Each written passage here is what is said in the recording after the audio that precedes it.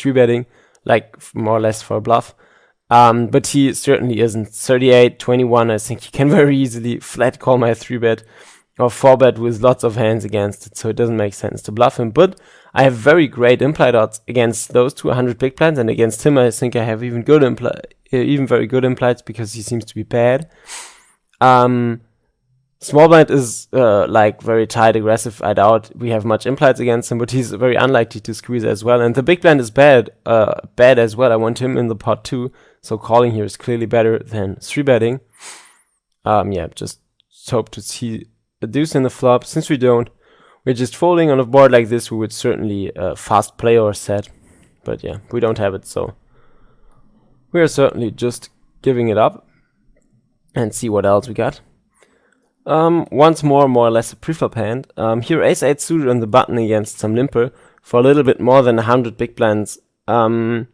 I actually do like a lot raising here, since like isolating gives us the opportunity to take down the pot either preflop or postflop. Very often our hand has a good playability in position, even in raised pots.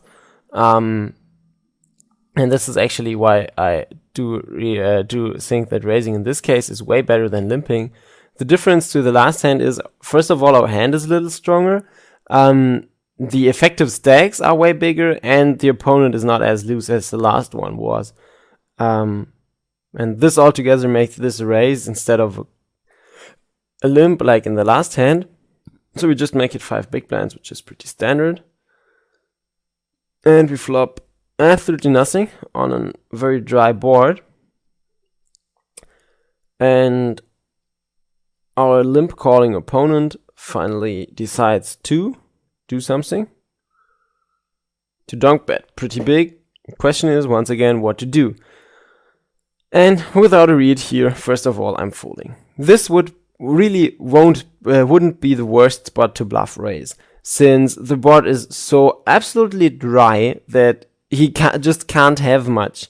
I think he will need to have top pair or better to stand a raise.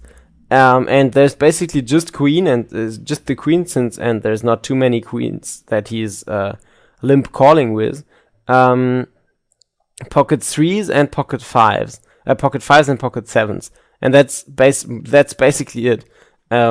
So I also think that on the board as dry as this one, if he's donk betting, he most of the time has nothing, because it doesn't make sense to donk bet into the preflop aggressor. I'm always betting here, so if he had a hand, he would most of the times check raise. If he's betting, this is very often weakness.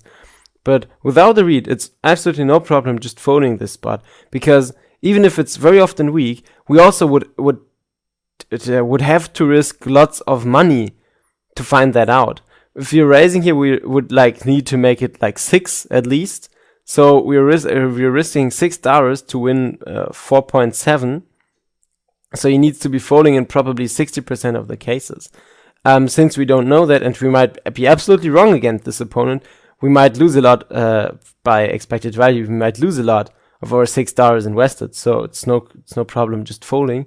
I just wanted to say that it would be possible, and this spot would even be a good one.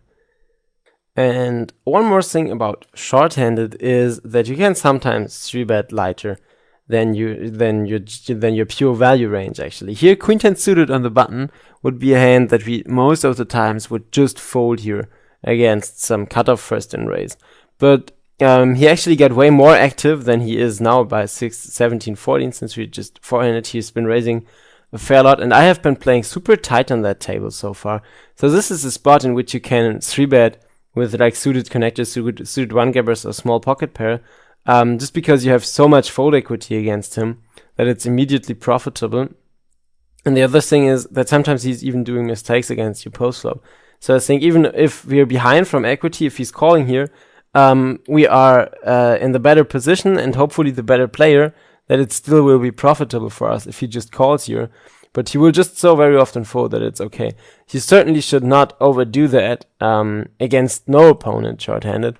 But sometimes you can throw a 3-bet like this one here in, especially in position, against tight aggressive opponents.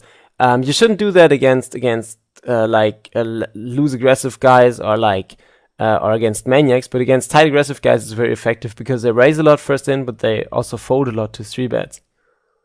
And I have two more pretty standard spots, which I'm still going to show you.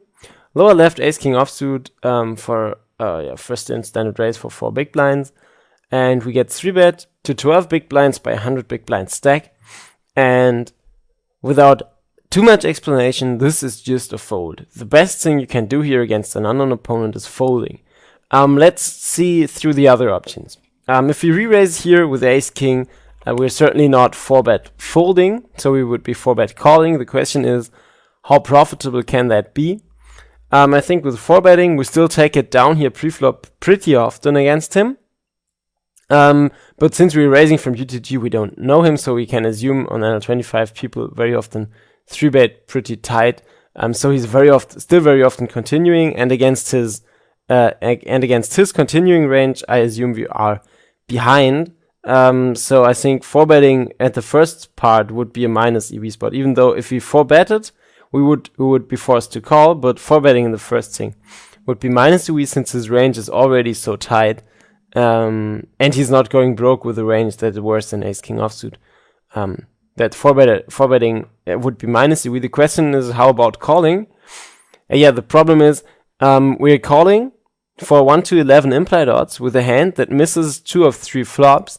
And if we hit, it's pretty unlikely we will get paid.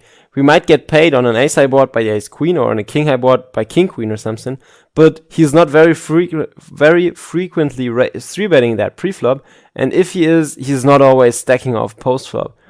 The problem with speculative one-pair hands is that they rarely get paid off by other one-pair hands, especially if it's a hand that needs to connect with the board. I mean, by aces you can get paid off by jacks because both is an overpair, but here, especially if it's very unlikely he has another top pair hand, you will need to go broke on the flop with less than top pair to make this profitable. And since you can't at all assume that, just folding actually is way the best play here for 100 big blinds and without any read. And more or less the same spot here. Ace king offsuit for 100 big blinds effective against the raise and the cold call.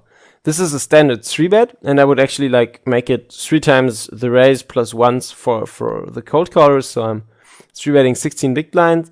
And in this case, actually the first in raiser, who's been playing pretty tight for the first 66 hands, like 15-10. Oh, sorry, I forgot to explain my stats. Yeah, I hope this is not a big problem, because I think, doesn't make too much sense to explain it now, but yeah, here the upper left value is VPIP, upper right is PFR. I don't think I have used lower left value, the aggression factor, or very right, the when to showdown. The blue value is number of hands. I think that has came gone through my explanations, but yeah, sorry for forgetting that, but I think it's not a big problem. In this case, yeah, now he's 4-betting, and let's see what's the best situation, what the best play here. Yeah, of course, if we are calling, we are always going broke, so the question is, do we want to stick that 21 in there? And we would call like 21 to win a pot of 51.35. Actually, rake is not included. The pot we can win is actually smaller. So we would need like around about 41% equity with our ace king offsuit. And let's see against what range we would have that. Let's take... This is actually a loose range for him to have, I think.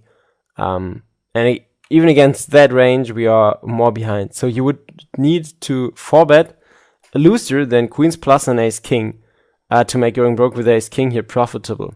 And if you don't have a read on him and know that he is possibly adjusting to the fact that we are squeezing and is maybe 4-betting with a looser range like this, and still it would be minus EV against this. So he would need to 4-bet with an ace. If he's 4-betting with a range like this, tens plus an ace queen, then it's a good spot for us to go broke, because we just need 41% and we have 48. But since this is absolutely wrong against an unknown opponent on NL25, you can assume his range to be more like queens plus an ace king or even tighter, and against this range you have a very clear, very easy fold. And this is what I did. So yeah, we had a couple of preflop spots with ace king, and yeah, I don't have any more interesting hands, but I think, or I at least hope, that this was an interesting introduction into short-handed play, both preflop and postflop, and you maybe can use it for a start, or if you're just starting, you can watch through this and see how my standards match with yours, or in which situations they don't, and you maybe can take something from this into your own play. With those words, I want to finish this video. Thank you for watching. This was Hasenbraten for PokerStrategy.com.